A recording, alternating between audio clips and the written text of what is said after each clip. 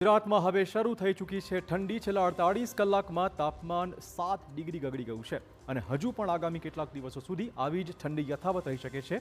ઉત્તર ભારતની વાત કરીએ, જ્યાં શીતલહેર શરૂ થઈ ગઈ છે। એટલું જ નહીં, પરંતુ જમ્મુ કાશ્મીરથી લઈને હિમાચલ પ્રદેશમાં હિમવર્ષાનો માહોલ છે, જેના કારણે હવે ગુજરાતમાં પણ ઠંડીનો ચમકારો જોવા મળી રહ્યો છે।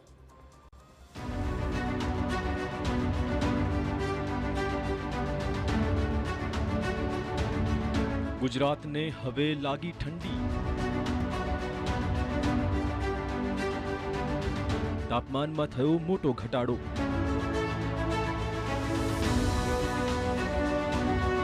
આગામી દિવસો રહેશે ખૂબ જ ઠંડા।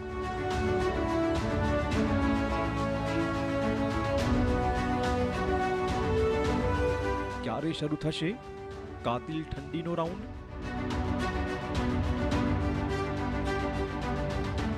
ગુજરાતમાં હવે ઠંડીનો ચમકારો જોવા મળી રહ્યો છે। વહેલી સવાર અને મોડી સાંજે હવે ઠંડી લાગી રહી છે।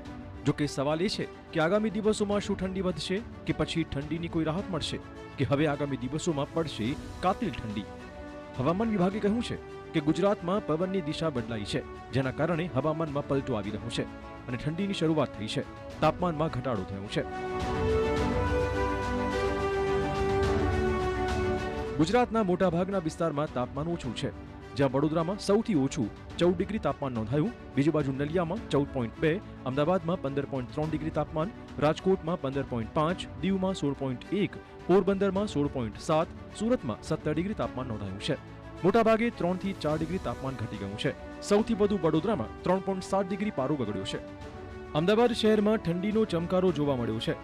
હાઈવે પર વહેલી સવારે ધુમ્મસભર્યું વાતાવરણ સામે આવ્યું છે। શહેરના વાતાવરણમાં 2 દિવસમાં 3 ડિગ્રી તાપમાન ઘટી ગયું છે। તાપમાન ગગડતા અમદાવાદમાં ઠંડીનું પ્રમાણ વધ્યું છે। હાલ ઉત્તર પૂર્વના પવન ફૂંકાઈ રહ્યા છે, જ્યારે હવામાન વિભાગની આગાહી પ્રમાણે આગામી 5 દિવસ તાપમાન યથાવત રહેવાનું છે।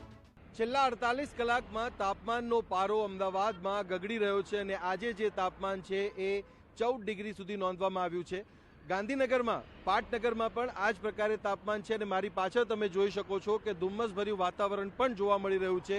જે પ્રકારે ઉત્તર પૂર્વીય પવન ફૂંકાઈ રહ્યા છે, એના કારણે આ ઠંડીનો અહેસાસ અને સાથે જ સાથે જે હિમવર્ષા ઉત્તર ભારતમાં થઈ રહી છે, એના કારણે પણ આ જે સ્થિતિ છે એ સ્થિતિ અમદાવાદમાં જોવા મળી રહી છે। આવનારા એક અઠવાડિયા સુધી આ જ પ્રકારનું વાતાવરણ અને તાપમાનનો પારો નીચો જોવા મળશે।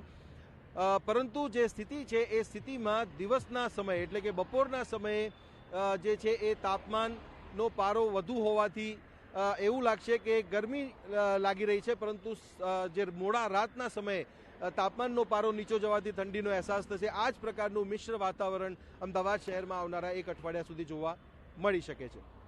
હાલ રાજ્યમાં ઉત્તર પૂર્વથી પૂર્વ તરફના પવન ફૂંકાઈ રહ્યા છે। હવામાન વિભાગના કહેવા પ્રમાણે ગુજરાતમાં 7 દિવસ લઘુત્તમ તાપમાનમાં કોઈ મોટો ફેરફાર થવાની શક્યતાઓ નથી। સૌરાષ્ટ્ર સહિત આખા ગુજરાતમાં વાતાવરણ શુષ્ક રહેવાની શક્યતાઓ છે। આ સાથે દીવ અને દમણ, દાદરાનગર હવેલીમાં પણ વાતાવરણ શુષ્ક રહેશે। આવી જ રીતે ઠંડી જોવા મળશે। રાજ્યમાં ફરી માવઠાની મહાઘાત। 18 નવેમ્બર બાદ બદલાશે વાતાવરણ।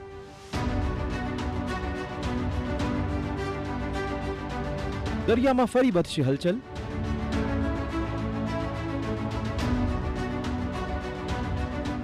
હાલ રાજ્યમાં ઠંડીમાં તો વધારો થયો છે। જો કે સવાલ એ છે કે શું રાજ્યમાં ફરીવાર માવઠાનો રાઉન્ડ આવવાનો છે? ઓક્ટોબર મહિનાના અંત ભાગમાં માવઠાએ ખૂબ જ તબાહી મચાવી, ધરતીપુત્રોને ભારે નુકસાન પહોંચ્યું। આગાહીકાર અંબાલાલ પટેલનું અનુમાન છે કે નવેમ્બરમાં માવઠાનો એક રાઉન્ડ આવી શકે તેમ છે। 18 નવેમ્બર બાદ બંગાળના ઉપસાગરમાં ચક્રવાત સર્જાશે। આ કારણે દક્ષિણ ભારતમાં વરસાદનું જોર રહેશે। ગુજરાતમાં રહેશે વાદળછાયું વાતાવરણ। વાવાઝોડાની અસરના પગલે ગુજરાતના કેટલાક વિસ્તારોમાં ધૂંધળું વાતાવરણ બની શકે તેમ છે। નવેમ્બરના ત્રીજા સપ્તાહમાં પશ્ચિમી વિક્ષેપના કારણે ઠંડી વધવાની છે। જોકે ડિસેમ્બરમાં ગુજરાતમાં ઠંડીનું પ્રમાણ વધશે। દેશના વાતાવરણમાં મોટી ઉથલપાથલ થઈ રહી છે। અગાઉ 90 દિવસ સુધી અનુભવાતી ઠંડી હવે માત્ર મધ્ય ડિસેમ્બરથી જાન્યુઆરીના પ્રથમ સપ્તાહ સુધી એટલે કે 30 દિવસ માટે જ રહેશે।